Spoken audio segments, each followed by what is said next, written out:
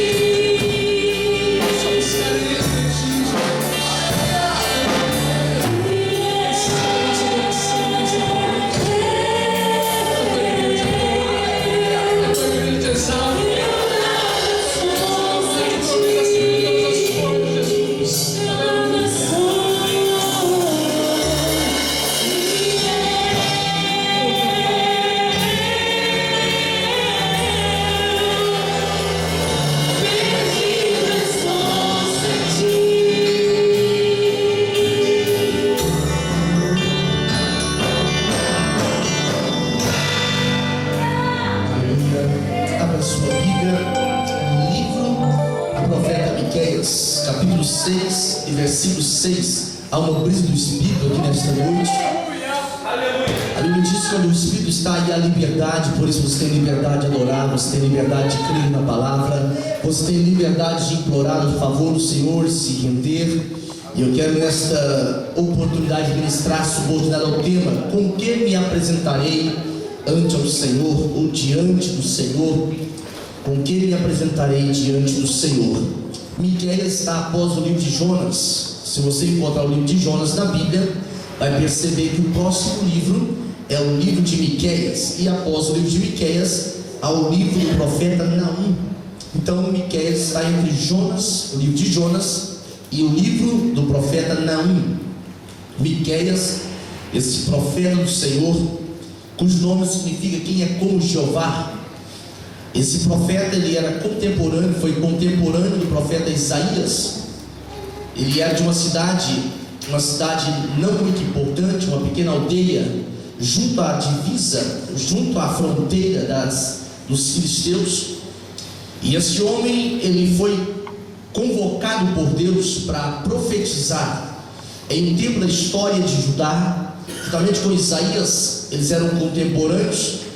Não obstante Isaías profetizar nos palácios, Miqueias foi convocado por Deus para profetizar às pessoas humildes, as pessoas simples, mostrando que a revelação do Senhor, ela alcança aquele que está no palácio, alcança aquele que está no cárcere, alcança aquele que está lá no canto do eirado, porque esta palavra nem os céus dos céus pode contê-la. A palavra do Senhor, a Bíblia diz na carta aos Hebreus, no capítulo 4, versículo 12, ela é viva, ela é eficaz, ela é mais penetrante do que espada alguma de dois gumes, e é apta para discernir os pensamentos e as intenções do coração. Reitero dizendo que esta palavra, ela faz como se fosse uma cirurgia cardioespiritual. Ela vai onde o psicólogo não consegue, ela vai onde a motivação não consegue, mas esta palavra alcança a raiz da nossa necessidade.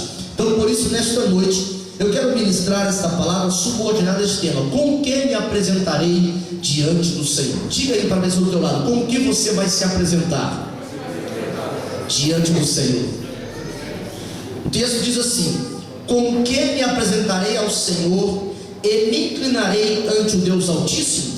Vamos repetir em voz de coro. Eu leio o texto e os irmãos repitam e juntamente, de forma conjunta: com que me apresentarei ao Senhor? Não, igual o exército. Com que me apresentarei ao Senhor? E me inclinarei ante o Deus Altíssimo. Amém. Assim dando glórias ao nome do Senhor. Profeta Miqueias, este livro aqui, ele é um livro de uma revelação extraordinária. Profeta Miqueias, ele revela coisas inéditas. Quando nós atentamos para o capítulo 5 do livro do profeta Miqueias, no versículo 2, foi esse profeta que foi usado por Deus para profetizar o nome da cidade, o local onde Jesus Cristo de Nazaré haveria de nascer. Profeta Miqueias, ele é chamado por Deus para profetizar algo, e que esta mesma profecia, na mesma proporção, ela é dada também ao profeta Isaías. Se nós atentarmos no estudo do profeta Miqueias, o capítulo de número 4, versículo 1, 2 e 3, ele é similar, ele é parecido com o capítulo 2 de Isaías e o versículo de número 2. Há uma explicação profética para isso, há uma explicação bíblica para isso no livro de Gênesis. Quando nós olhamos para o capítulo 41, versículo de número 32, a expressão sagrada diz que a profecia era de Deus, e quando a visão é duplicada, é porque Deus tem pressa em cumprir a visão. Então o profeta Miqueias, ele é convocado por Deus, assim como Amós foi convocado por Deus. Percebe que havia alguém tecendo a profecia, havia alguém ligando uma profecia a outra. Mostra que Amós, profeta Amós também, similar ao que Miqueias profetiza no seu livro, ele condena a idolatria, ele condena a imoralidade, ele condena as injustiças sociais, ele condena a opressão dos ricos sobre os pobres. Essa profecia desses profetas menores, ela se está demonstrando, revelando a Deus, quando Deus olha para do céu à terra e contempla que o mundo jaz na malignidade. Se nós atentássemos de forma bem precisa para este texto aqui, nós perceberíamos que parece que esse texto de profeta Miqueias, do livro de Miqueias, é como se o livro tivesse acabado de sair da gráfica. Parece que a profecia, a revelação de Miqueias, é como se Deus estivesse mostrando reprise do filme nos dias de hoje. A Bíblia Sagrada explica aqui nesse livro que como eu me apresentarei diante do Senhor. A expressão apresentar aqui nesse texto está falando de um encontro que aconteceria. A expressão apresentar está falando de confrontar, porque o sábio Salomão, ele explica no livro de Eclesiastes, no capítulo de número 12 e o versículo 14, que todas as coisas, até aquelas que são ocultas, Deus haverá de trazer a juízo todas as obras. Por isso que tudo que nós praticamos, tudo que nós fazemos, não fica impune, não fica escondido, porque o Deus do céu, o Deus que o profeta Miqueias estava servindo, estava profetizando, é o Deus que conhece o meu e o seu pensamento. Vai ter um dia na história da nossa vida que nós teremos que comparecer diante do tribunal de Cristo. O apóstolo Paulo, quando ele está falando na carta aos Romanos, no capítulo 14, versículo de número 10, capítulo de número 14, versículo número 10, a parte dele ele fala: nós todos haveremos de comparecer diante do tribunal de Cristo. E esta advertência que Paulo traz não ficou restrito aos irmãos de Roma, em absoluto que não. Se nós atentássemos ao texto bíblico no Novo Testamento, perceberíamos que quando Paulo está tratando dos problemas da igreja de Corinto, na segunda carta de Coríntios, no capítulo de número 5 e no versículo de número 10, quando Paulo fala na carta aos Coríntios, a segunda carta eu me refiro, no capítulo 5, versículo 10, ele fala: olha, todos nós vamos ter que comparecer diante do tribunal de Cristo, para que nós possamos ser julgados por tudo aquilo que nós fizemos mediante o corpo que eu e você estamos tabernaculando nele. Esse corpo que ele nos entregou não é apenas um amontoado de DNAs e aminoácidos, de absoluto que não. Este corpo aqui agora é o centro do santuário, é o templo, é a morada do Espírito Santo de Deus. É por essa razão que nós não seremos arguídos, não seremos questionados apenas no Espírito, mas vai ter que prestar conta de tudo aquilo que nós fizemos mediante o corpo. Pode ser obras más, pode ser obras boas, tudo passa por um crivo, tudo passa por um julgamento. É por isso que o profeta Miqueias, ele traz essa arguição: com que me apresentarei diante do Senhor. Deus sempre se preocupa com o encontro, Deus sempre se preocupa em nós comparecermos diante do Senhor. Se nós atentarmos para o livro de Êxodo, no capítulo número 23, o versículo 15, a expressão da Bíblia Revista e Corrigida diz: ninguém apareça vazio diante de mim. A versão Revista e Atualizada, ela traduziu a expressão vazio por mãos vazias. A expressão é metafórica, porque o que Deus está querendo dizer é que ninguém deve comparecer diante dele para expor uma inutilidade, uma impassividade. Não, Deus é dinâmico, ele só aceita uma igreja que seja dinâmica. Quando ele fala para Mateus escrever aquilo resultante da declaração de Pedro, no capítulo 16 de Mateus e versículo 18, o que Jesus está dizendo é que as pessoas que apresentariam diante dele eram pessoas que estariam rompendo os limites, conquistando os limites, outrora subjugado, outrora dominado pelo inferno. É por essa razão que o profeta Miqueias, ele coloca diante de nós o peso da sentença, o peso da profecia, dizendo: com que é que você vai se apresentar diante do Senhor? De que forma você vai se render diante do Altíssimo? Aquele dia do julgamento, aquele dia do tribunal, é o dia do comparecimento, a intimação de Deus. A Bíblia explica explica no livro de Lucas, no capítulo 12, a partir do versículo 14, que um homem, ele começou a ser muito próspero, um homem começou a ser muito rico, e ele começou a construir celeiros, ele começou a construir locais de armazenamento de grãos, e ele poderia dizer que era um grande então latifundiário. Mas quando ele pensou, vou acabar com esse celeiro e fazer maiores, e vou dizer a minha alma, folga, porque você tem bens agora que não acabam mais, bem para muitos dias. Jesus, ele delineia um adjetivo para aquele homem, diz: louco, esta noite pedirão a tua alma. E o que você fez? Para quem será? Sabe o que Deus estava querendo dizer para aquele homem na instrumentalidade do filho? É que tudo que o Senhor nos dá a oportunidade de ter, tudo que Deus nos dá a oportunidade de fazer, só tem sentido se tiver sentido na eternidade.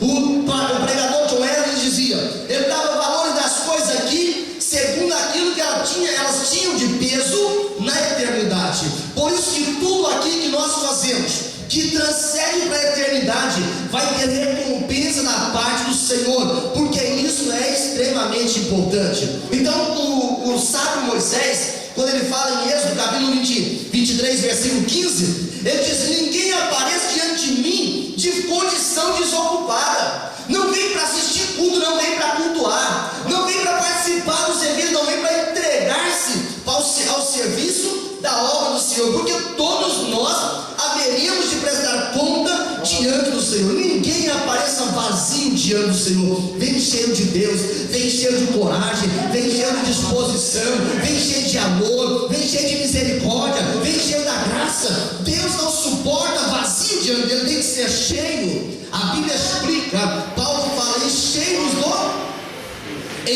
do Espírito, porque o crente precisa estar transbordando a unção, transbordando o gozo, transbordando a esperança. A vida que você está vivendo aqui, que eu estou vivendo aqui, o irmão Tiago disse que era como um vapor, mas a vida que Deus preparou para aquele que crê nele não é uma vida de centenas de anos, não, é uma vida eterna, que não acaba mais. Por isso quem crê no Filho tem a vida eterna.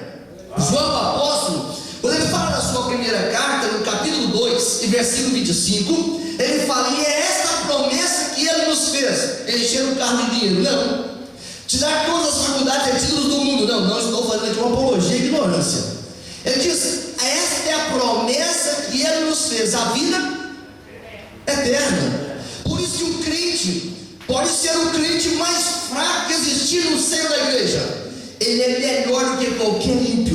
É porque o que reina nele, o que domina ele, o que satura a vida dele é a presença de Deus. Ele diz: como é que eu me apresentarei diante do Senhor? E quando nesse capítulo 6 de Miqueias, o Senhor está trazendo a revelação, o Senhor está falando com o profeta, ele chama aquilo que metaforicamente era símbolos de testemunhas da aliança de Deus, e as montanhas. Ele fala: ó montes, é como Deus estivesse dando personificação às montanhas. Diz assim: olha, ó montes, ouve agora, o que é que eu vou dizer? O Senhor, quando estava chamando os montes, aqui no capítulo 6 de Miqueias, e o versículo 2, ele diz: ouvi montes, a contenda do Senhor. Deus estava dizendo: olha aqui montanhas, eu vou contender com o meu povo, porque eles não estão preparando para o encontro, não estão se preparando para se apresentar diante de mim. Esta colocação de Deus na profecia não era apenas porque os montes representavam testemunhas da aliança eterna com Abraão, em absoluto que não era apenas isso. É porque nesse mesmo monte, nós olhamos para a palavra do Senhor, nós vamos perceber no livro do profeta Ezequiel, no capítulo 6, versículo 1 a 8, que esse povo, o povo de Deus, eles começaram a utilizar os montes para sacrificar até os seus próprios filhos. O que Deus estava dizendo no capítulo 6 de Miqueias, versículo 2, dizendo: olha aqui montes, prepare, ouve agora, eu vou contender com o meu povo. Essa declaração do Senhor é que Deus estaria agora emplacando um juízo, emplacando uma sentença baseada na sua palavra. É por essa razão que Miqueias, quando ele profetiza, aqui no capítulo número 6, versículo 8, a expressão vernacular começa assim: e ele te declarou, ó homem, o que é bom. Deus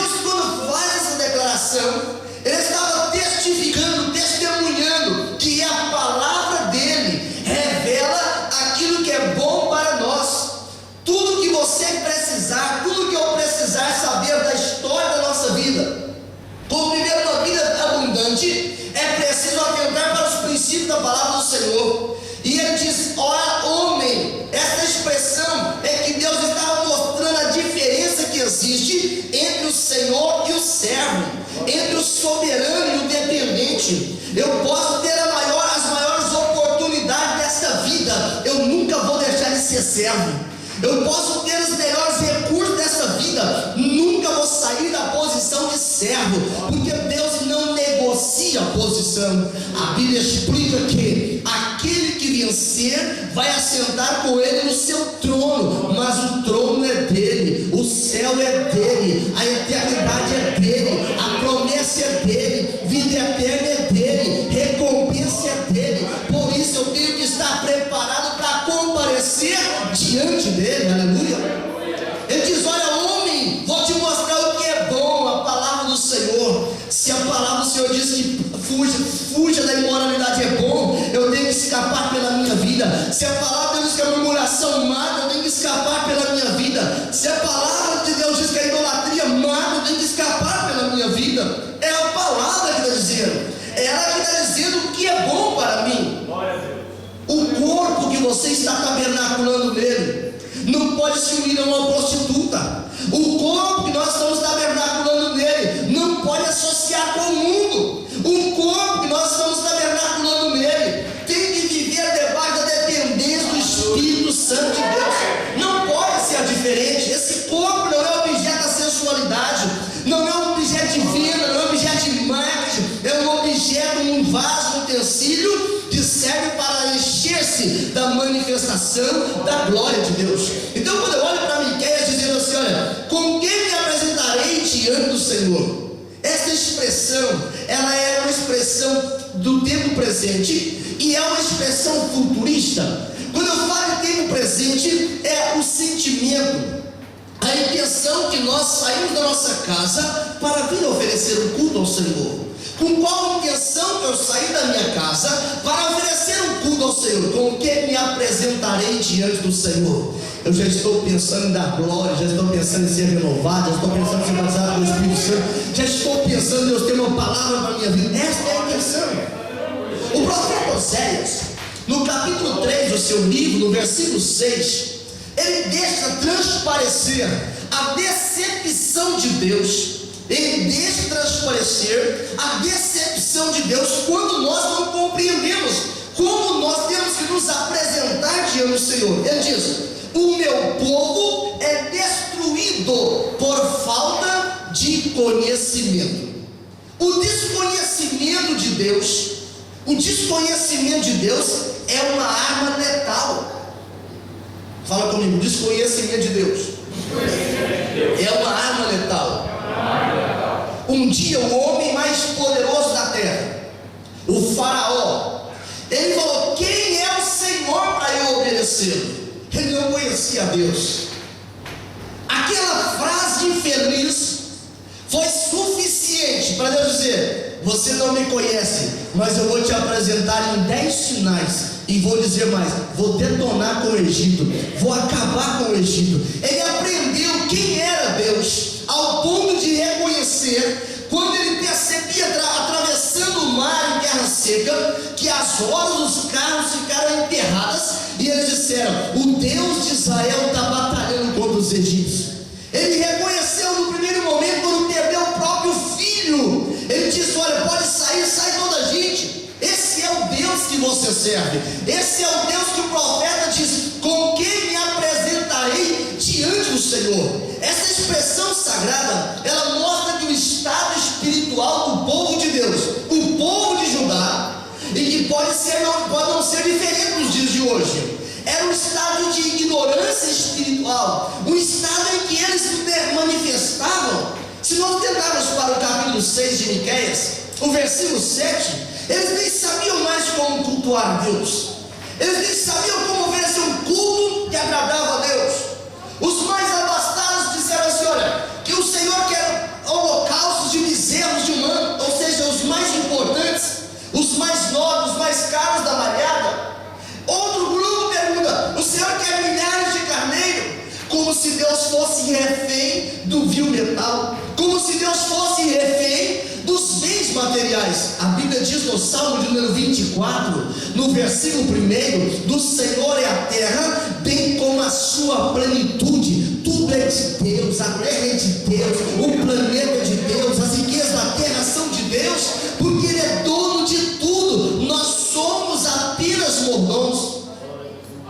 O outro grupo que é da troca. Se o Senhor me abrir uma porta de trabalho, eu vou colocar meu nome à disposição para trabalhar na obra do Senhor. Se o Senhor me der uma esposa, meu Deus, eu vou evangelizar até os confins da terra. Negociando o azeite, barganhando o azeite, demonstrando uma ignorância espiritual. E o grupo mais terrível, não entendia nada do culto, estava sacrificando os seus próprios filhos. Há um exemplo muito trágico na Bíblia, no livro de Reis. O rei Manassés, o pior rei, um dos piores reis de Israel. No segundo livro de Reis, capítulo 21, versículo 6, diz a Bíblia que Manassés, ele ofereceu como sacrifício o seu próprio filho. E esses sacrifícios hoje não são diferentes. Não é só sacrificar no fogo. Quantas vezes nós permitimos que a influência maligna, a influência de Satanás, não age espaço na nossa vida, mas age no nosso filho, age na nossa família. Quando nós entregamos aos nossos filhos aquilo que entristece o coração do Pai, aquilo que entristece o Espírito Santo, nós estamos oferecendo os nossos filhos aos demônios. E o próprio salmista diz: não coloque coisas más, coisas injustas, coisas impuras diante dos vossos olhos. Os olhos são as janelas da alma. Se eu permitir que os meus olhos sejam alimentados com pornografia, com idolatria, com coisas que levam ao pecado, o que vai gerar dentro de mim é pecado. Por isso, como eu vou dizer: Senhor, eu me apresento diante do Senhor para oferecer um culto, o Senhor vai dizer: eu tenho repulsa do teu culto, eu tenho raiva do teu culto, eu não suporto o teu sacrifício. O povo de Judá estava vivendo essa ignorância espiritual, rejeitava o conhecimento do Senhor. Mas quem aceita a lei do Senhor, quem medita na lei do Senhor, o salmista explica no Salmo 119, versículo 11: guardei o que? A tua palavra na estante. Ou então esqueci do banco da igreja, não. Guardei a tua palavra no meu coração, para me não pecar contra ti. O ano 2013, se não acontecer o arrebatamento, nós vamos ler a Bíblia toda, vamos distribuir, a secretaria está providenciando isso. Não vai ter nenhum irmão que não vai ler a Bíblia toda, em nome de Jesus. Você vai fazer uma aliança com o Senhor e vai assinar o final daquela folha dizendo assim: eu declaro em nome do Pai, do Filho e do Espírito Santo que eu li a Bíblia toda de Gênesis ao Apocalipse. É porque o único antídoto para não sermos engodados pelo espírito do pecado, o espírito do engano, o espírito todo da hipocrisia, é a palavra do Senhor. Guardei a tua palavra no meu coração para não pecar contra ti. O salmista diz no Salmo 119 que ele olhava para a palavra assim como quem encontrou grandes presentes, como encontrou grandes despojos. Esta palavra que você tem nas mãos aí, ela é poderosa para te fazer apresentar diante do Senhor aprovado, e ele dizer assim: servo bom e fiel, você foi fiel sobre o pouco, sobre o muito eu te colocarei. Esta promessa não se resume a esta vida, esta promessa não se limita a Portugal, esta promessa é por toda a eternidade. Quem está entendendo, diga glória a Deus. Segundo o grande mal que o povo de Judá estava passando, é a apatia espiritual. Fala comigo. Em primeiro lugar, eles estavam vivendo a ignorância espiritual, desconhecimento de Deus. Segundo lugar, era a apatia espiritual. A filosofia diz que é um estado de impassibilidade, ou seja, é um estado de indiferença, de indolência. A apatia é um sentimento de dizer assim: eu não quero me comprometer, eu não quero me envolver, porque se der errado, eu não tenho nada a ver com isso. O apóstolo Paulo diz assim: ninguém me inquiete, porque eu trago no meu corpo as marcas do envolvimento, do comprometimento, do preço, da aliança, dos açoites, da afronta, dos insultos. E ele diz: trago as marcas de Cristo, só vamos comparecer com um resultado positivo, com produtividade diante do Senhor, se nós tivermos as marcas do Calvário. Foi cantado aqui nesta noite, a semente do sangue. Nós estamos aqui climatizados, coisa maravilhosa, mas alguém pagou um preço alto, enfrentou as montanhas, enfrentou os leões, foram cerrados pelo meio, como Isaías foi pela tradição, homens que perderam seus familiares só por causa do único crime que eles tinham, era anunciar as boas novas de salvação, porque sabiam que teriam que comparecer diante de Deus.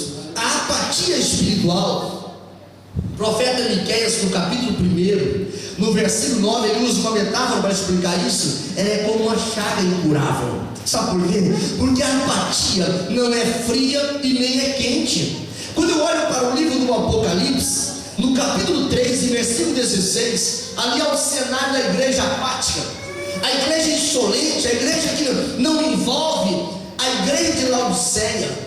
O Senhor diz assim, olha, depois que ele fala no capítulo 3, versículo número 14, ele fala: conheço as tuas obras, e eu sei que você nem é quente e nem é frio, porque se fosse frio dá para o espírito aquecer, se for quente já fica transbordando, mas o mundo ele é apático.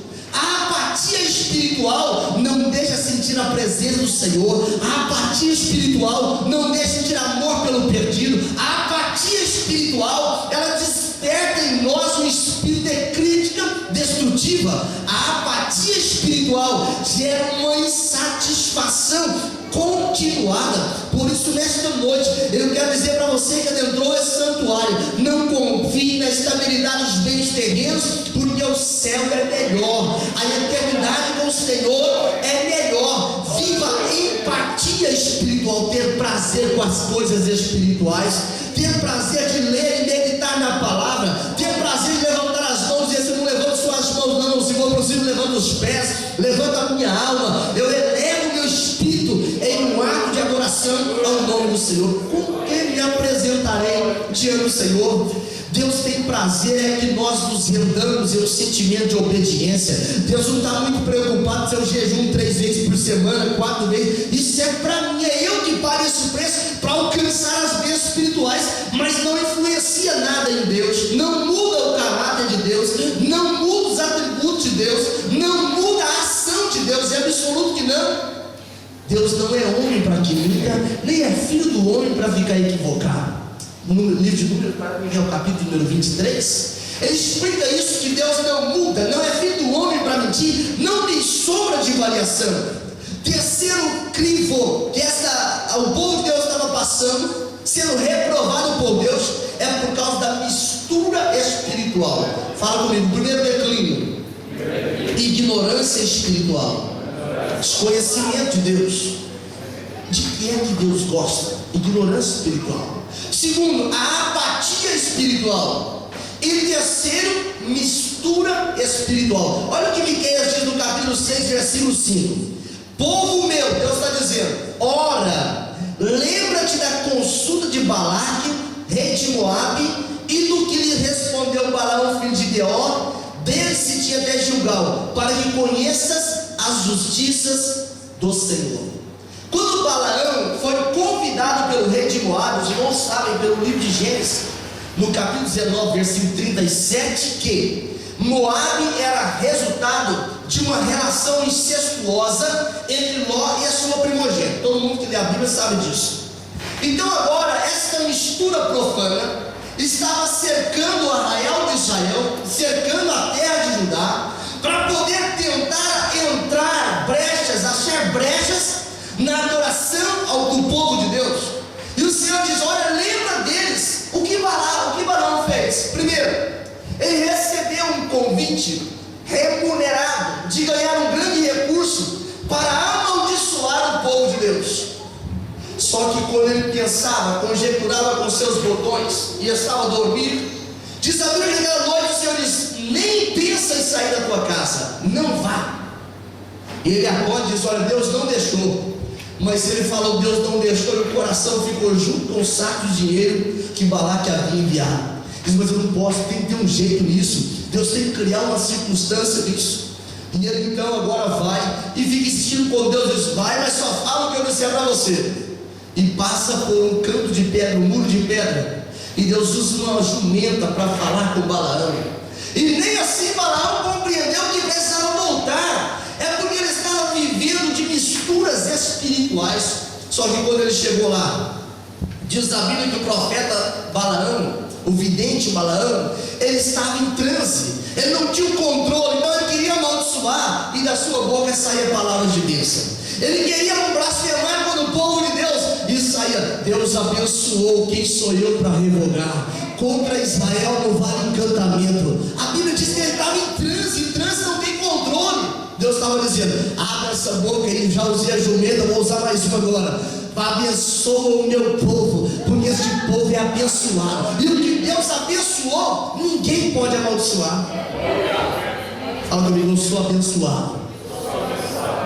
Mas tem uma forma de nós sermos tolhidos, privados da bênção de Deus, é quando há mistura. Você e eu somos abençoados, toda sorte de bênçãos já foram destinadas para nós.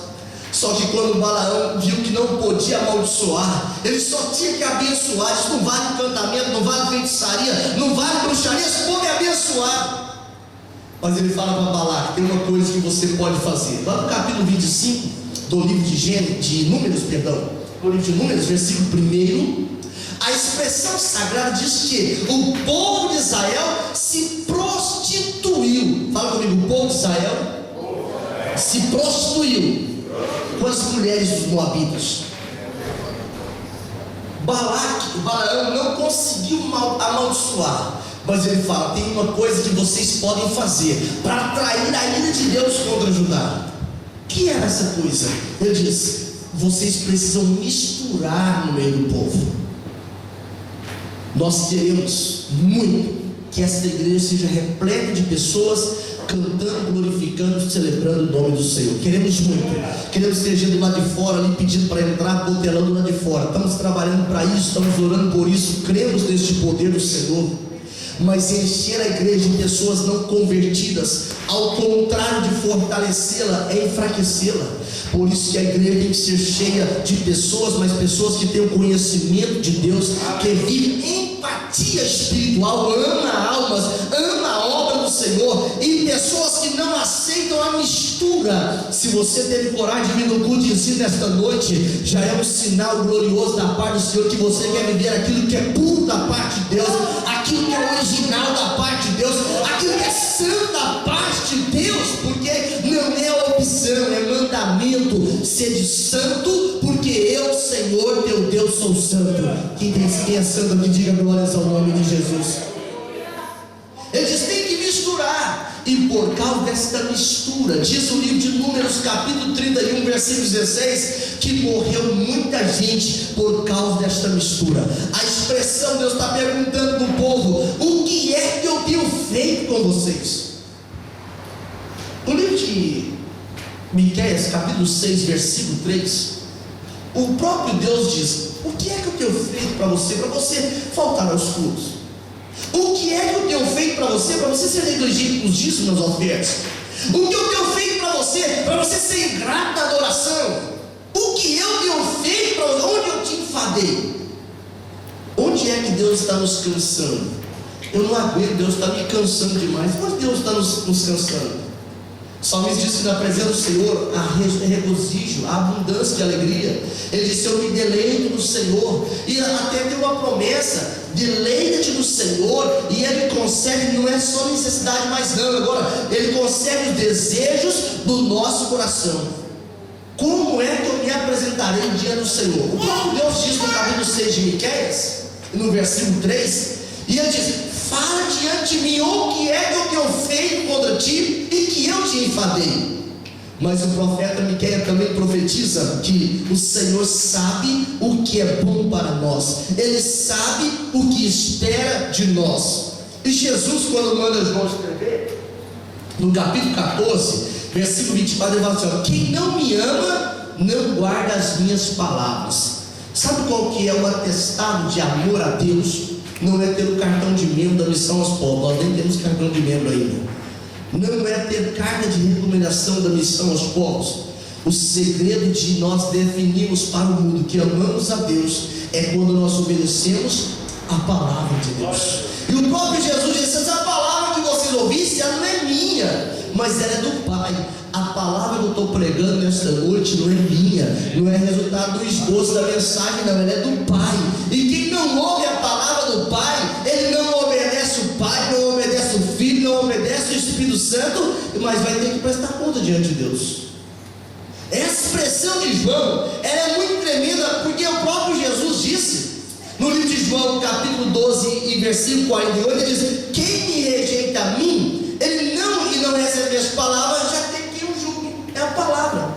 Fala comigo, a palavra que está nas nossas mãos é que vai nos julgar no último dia.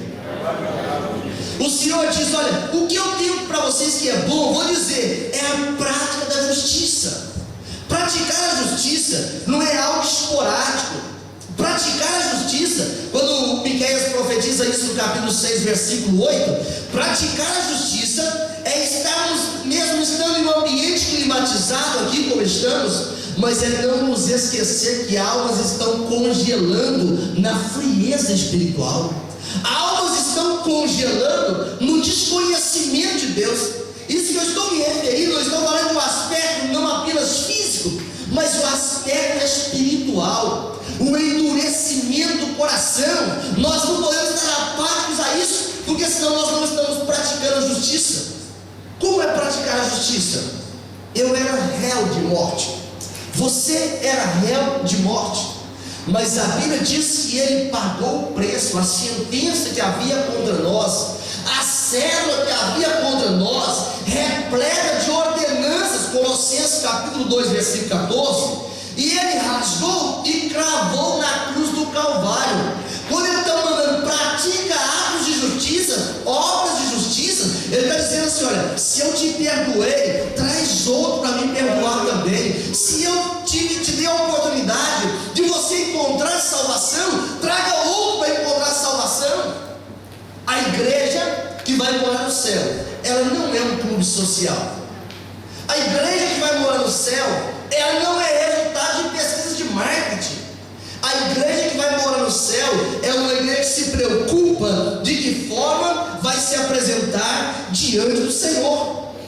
O próprio Espírito Santo, na instrumentalidade do apóstolo Paulo, ele fala da carta aos Efésios, no capítulo 5, versículo 27. Esta igreja é sem mácula, sem ruga e sem mancha, porque ela pratica obras de justiça.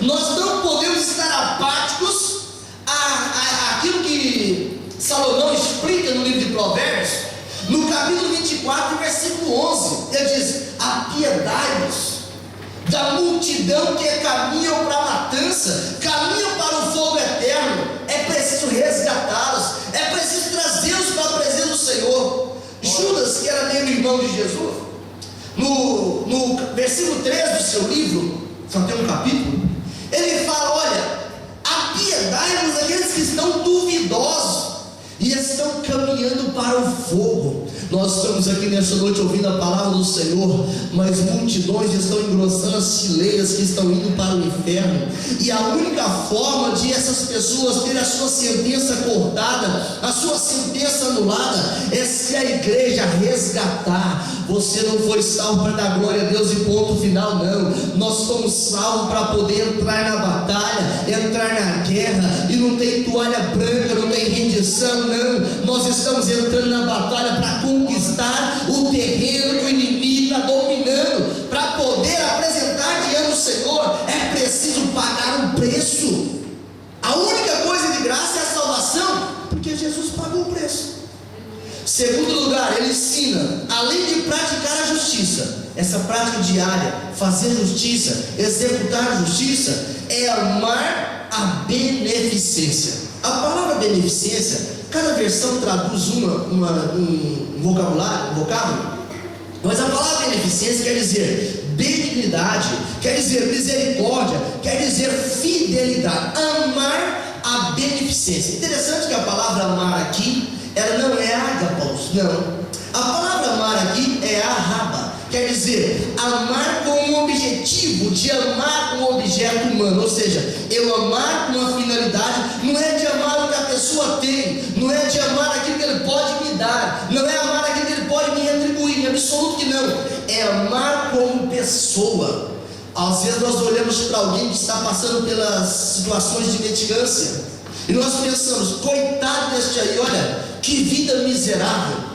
A nossa vida, se tirar Jesus dela, se extrair o Espírito Santo da nossa vida, nós somos piores até. Sabe por que somos piores até? É porque quem conhece a verdade e ele retrocede, era melhor que não tivesse conhecido. Percebe que o peso da responsabilidade para nós é muito grande. Com quem me apresentarei diante do Senhor?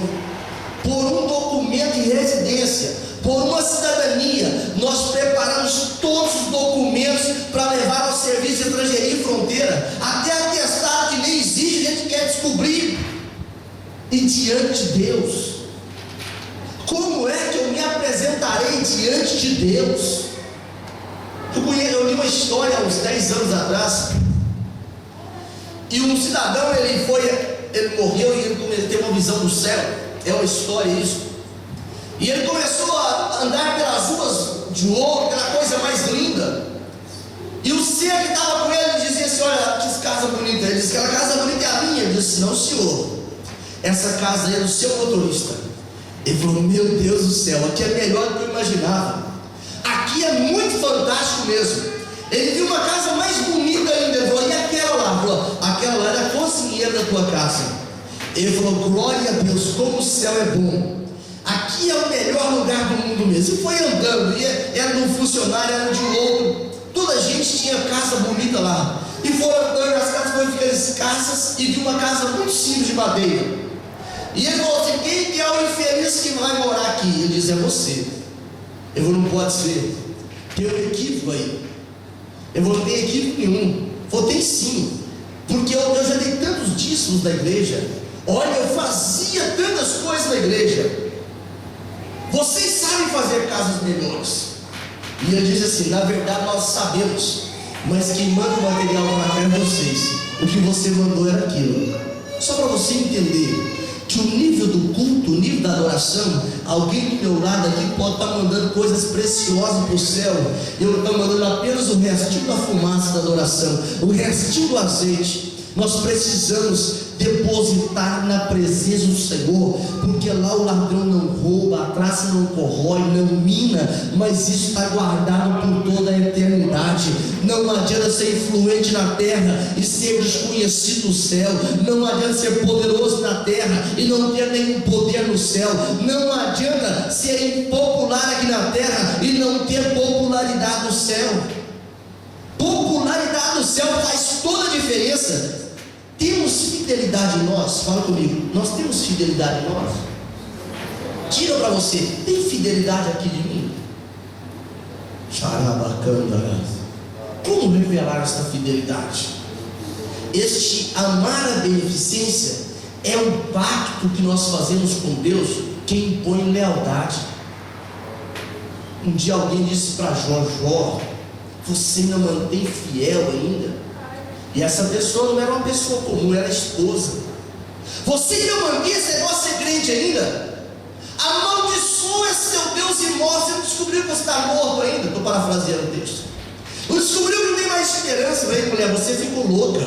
Deus nos deu o bem, pode nos dar o mal também. Tudo isso Jó não blasfemou contra o nome do Senhor. Quando alguém trazia uma má notícia, Jó prostrava, rendia em terra e dizia: bendito é o nome do Senhor. Jó adorava o nome do Senhor. Sabe qual é a adoração mais profunda, a adoração mais valiosa? Não é naquela hora que você chega e fala: pastor, Deus abençoou aqui, que maravilha, estou ganhando muito agora, eu não estou adorando o nome do Senhor, não. A adoração mais profunda é quando você está lá no vale, está passando pelas privações, está passando pelas afrontas, ninguém te aplaude, ninguém te elogia, o ribeiro de quem vai secando, todo dia dependendo do cuidado diário do Senhor. Eu não aguento, mas todo dia é esse sentimento da mídia, eu tenho que depender do cuidado do Senhor. É este o momento que você está testificando da sua lealdade ao Senhor. Esta é a vontade do Senhor, que nós demos testemunho, que demos provas da nossa lealdade ao Senhor.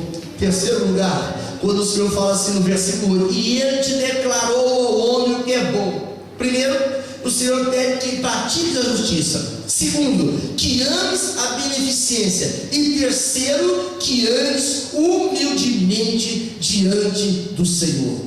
Não basta conhecer a história do Senhor, não basta conhecer o plano de salvação, não basta saber os mandamentos de cor, é preciso andar com Deus. Você pode andar solitário de amigos aqui na terra, de parentes aqui nessa terra, mas não pode andar sem a presença de Deus. E como que eu ando na presença do Senhor? Não é assim: Senhor, eu estou andando, vê se o Senhor me segue, hein? Eu sou muito rápido, muito ágil, vê se o Senhor consegue estar apercebido. É absoluto que não. A Bíblia diz que Deus exige o quê? O soberbo, mas dá graça para aquele que é imponente, assim. Dá graça para aquele que é humilde. Eu preciso da graça, exatamente. Tiago, quando ele falou essa expressão no capítulo 4, versículo 6, ele estava falando que ele dá graça ao humilde. É porque nós só vamos chegar ao céu se for através da graça. Se você está precisando nesta noite, fala: Senhor, eu tenho que vencer. Me enche da tua graça, derrama a tua graça, me inunda da tua graça, me enxague da tua graça. Paulo orou 3 vezes por uma adversidade. Não sei se era cegueira, não sei se era afronta moral, não sei o que era. Eu só sei que o remédio de Deus foi: Paulo, a minha graça te basta. O meu poder, Paulo, ele aperfeiçoa na fraqueza. Porque o Escritor aos Hebreus explica que os vitoriosos de Deus tiraram forças da fraqueza. Fala comigo, ainda falta um rau. Aleluia. Você não está vencido. Você não está vencida. Não é o fato do seu sentimento falar: cheguei triste, se eu estou acabado. Você está vivo, e quando está vivo tem esperança. Quem anda com Deus tem sempre o caminho da esperança. Pastor, eu não estou entendendo o que está acontecendo na minha vida. Não é para entender, é para crer. Não é para concordar, é para conformar. Pastor, como é isso? Eu estou compreendendo. Isaías capítulo 55, o versículo 8 e versículo 9, ele fala: os meus caminhos são mais altos que os vossos caminhos. Sabe o que isso quer dizer? É que o caminho que eu estou trilhando aqui com o autocarro é diferente do caminho do avião. Ele diz: os meus pensamentos são mais altos que os vossos pensamentos. Se eu pensar 4 trilhões de bits com os meus pensamentos, Deus tem uma infinidade maior do que eles para pensar projetos para a minha vida. Deus não pede para o diabo. Eu disse isso aqui outras vezes. Nem no dicionário DE vem antes de I. Amém? É para você dar glória a Deus agora. Como que me apresentarei diante do Senhor? Em primeiro lugar, prioridade. No Evangelho de Mateus, Jesus traz uma receita, e essa receita é infalível. No capítulo 6, versículo 13, fala: buscai em primeiro lugar o quê? O reino de Deus, e as demais serão acrescentadas. Mas as traduções ficaram tão atualizadas que diz assim: busque em primeiro lugar as coisas, e depois, quando der tempo, o reino de Deus. É assim. Busque em primeiro lugar o quê? O reino de Deus, porque as demais coisas vos serão acrescentadas. A Bíblia fala que um grande homem, um homem muito rico, fez uma ceia, e ele mandou convidar os servos. E essa é uma tipologia do convite de Deus para a igreja. No capítulo 14 de Lucas, dos versos 15 a 24, ele fala sobre isso. O primeiro falou assim: olha, eu comprei um campo, deixa eu faltar, me dê por excusado. Lá no versículo 18, né? Quem compra um campo sem antes olhar o campo? Toda gente só compra um campo se olhar. Ele estava dando uma desculpa, ele estava dando uma justificativa. O outro grupo diz: Senhor, comprei umas 5 juntas de boi, eu tenho que experimentar. Ninguém compra juntas de boi sem experimentar. Ninguém compra carro sem experimentar, sem levar no mecânico, sem andar no carro. Ele arrumou uma desculpa. E o terceiro grupo: ai Senhor, senhor sabe, né? Passei da idade, agora que eu vou casar. Casei, Senhor, não posso ir. Olha, eu olhei nas igrejas todo dia, ninguém dava certo comigo. Mas agora chegou uma gata. Chegou, meu Deus, ela é uma beldade. Não foi digno de entrar para a ceia. Como que eu posso comparecer diante do Senhor? Eu preciso ajustar as minhas prioridades. O dia do arrebatamento da igreja vai ser o dia mais glorioso para quem subir, mas vai ser um dia de tanta decepção para quem ficar. Tanta decepção, porque não vai adiantar chamar papai nem mamãe. Não vai adiantar falar assim: oh, meu irmão, quantas vezes você pregou para mim? É preciso afinar as prioridades. A nossa mente é desgastada nesse tempo presente, não é pelas coisas principais, é pelas secundárias, é os acessórios. Tem crentes desgastando fisicamente, desgastando emocionalmente por coisas impossíveis. O impossível não é para você, o impossível não é para mim, o impossível é para Deus. Tem que apresentar para Deus, falar com Deus, colocar diante de Deus. Eu não posso na minha ansiedade aumentar um palmo no meu tamanho, bem que eu queria. Acho que o meu tamanho é pequeno, eu precisava ter uns 20 centímetros a mais. Não consigo. Eu preciso ajustar a minha prioridade. Senhor, cumpra na minha vida o teu reino. O escritor dos Hebreus diz, parece o capítulo 13 ou 12, 18, diz assim: que nós recebemos um reino inabalável. Por isso nós não podemos abrir de mão deste reino inabalável. Como eu me apresentarei diante do Senhor? Sabe esse talento que você tem para cantar? Esse talento que você tem para cozinhar? Esse talento que você tem para orar, para poder administrar, para fazer trabalho na obra do Senhor? Isso não é enfeite de vida cristã, não. Isso aí é compromisso. Compromisso. Quando eu olho para o que Jesus fala em Mateus, escreve no capítulo 25, teve gente que recebeu 5 talentos. 5 talentos. Toca, canta, prega, faz visita, evangeliza, administra, faz um monte de coisa. Deus vai querer 10. Ele vai querer que você duplique o talento. Mas não existe nenhum crente entre nós aqui que não recebeu pelo menos um talento.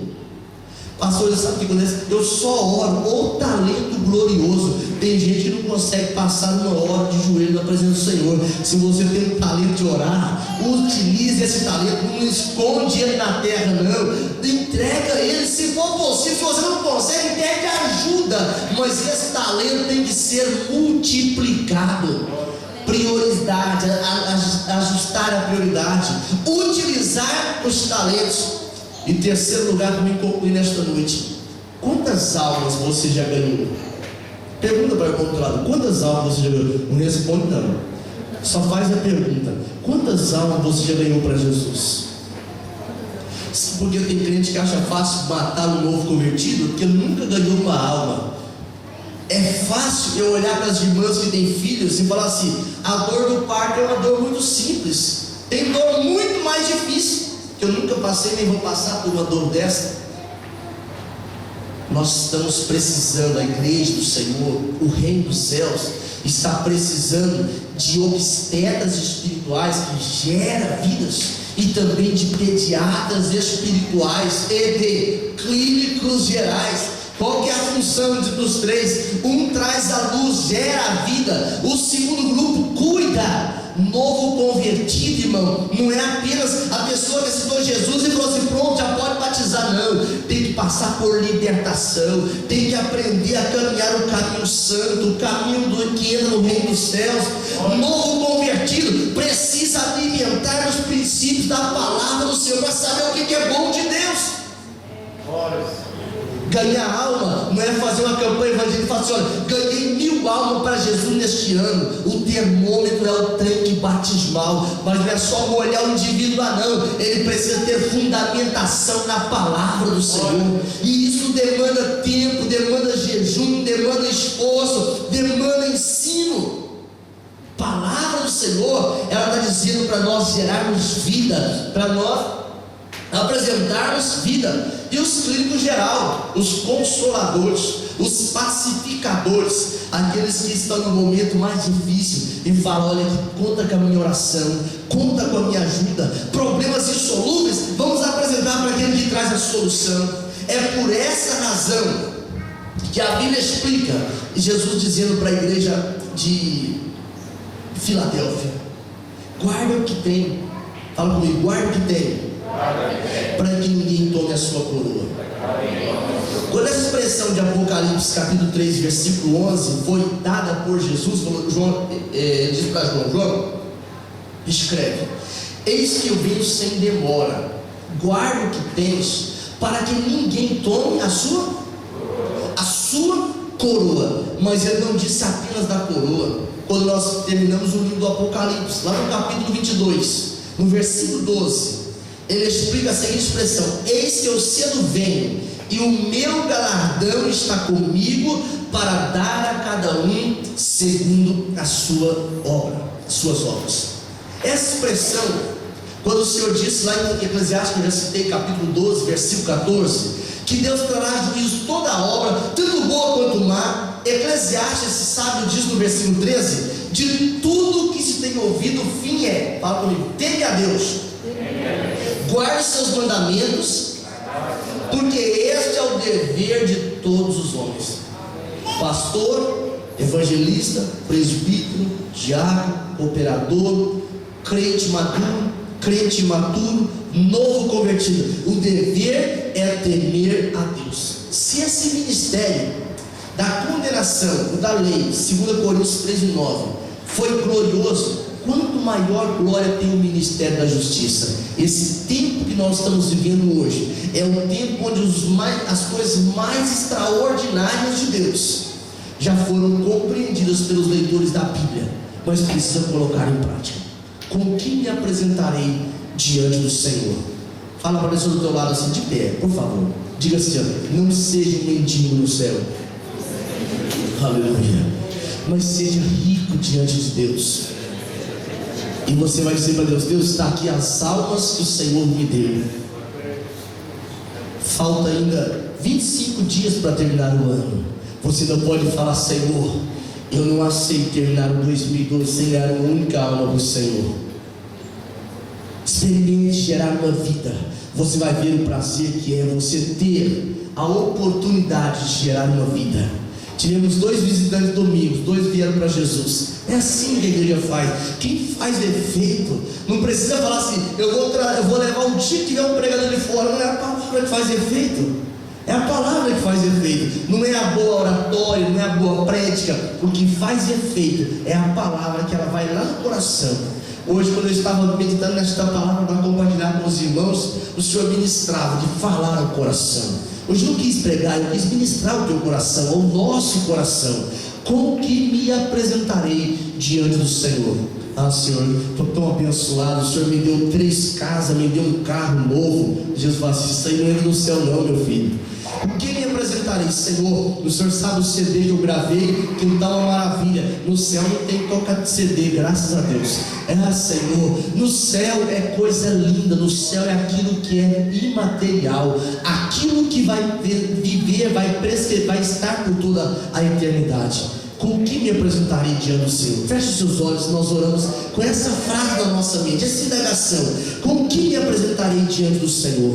Pai celestial, Deus de poder e glória, Senhor, Miqueias, o profeta, se levantou para profetizar em um tempo de crises espirituais, em um tempo de imoralidade, tanto quanto os dias de hoje, Senhor. Mas ele não retrocedeu, Senhor, mas ele falou toda a tua palavra, Senhor, ao ponto de, no capítulo 7, versículo 19, Senhor, o Senhor mostrar para ele onde os pecados eram lançados nas profundezas do mar. Senhor, nós possamos compreender nesta última hora que o Senhor está nos dando as últimas oportunidades para aumentar o nosso galardão. O Senhor está nos dando as últimas oportunidades, Senhor, para poder fazer conhecido o teu nome nos rincões deste planeta. Ó Senhor da glória, perdoa a nossa inutilidade, Senhor, perdoa o nosso descaso, Senhor, e coloca no nosso coração, Senhor, um exercício da justiça, um amor pela beneficência, Senhor, e uma prática do amor continuado.